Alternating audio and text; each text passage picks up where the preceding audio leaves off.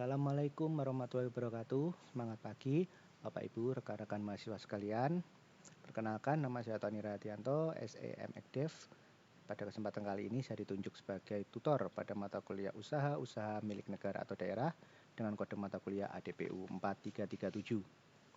Pada sesi yang kelima kita kali ini, kita akan melakukan pembahasan sesuai dengan modul yang 5, yaitu terkait dengan Good Corporate Governance atau GCG. Pada modul kali ini, pembahasan dititik beratkan pada terkait dengan latar belakang, konsep, serta pengertian daripada Good Corporate Governance atau GCG, kemudian korelasi atau hubungan antara GCG dengan kepentingan stakeholder di dalam BUMN atau BUMD.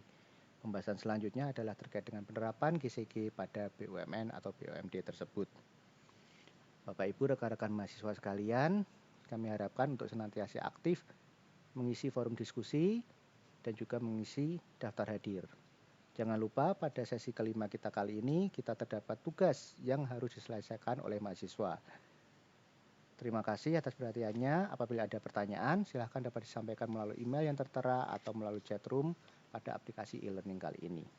Tetap semangat dan mari kita pelajari materi dengan penuh sukacita. Selamat belajar. Wassalamualaikum warahmatullahi wabarakatuh.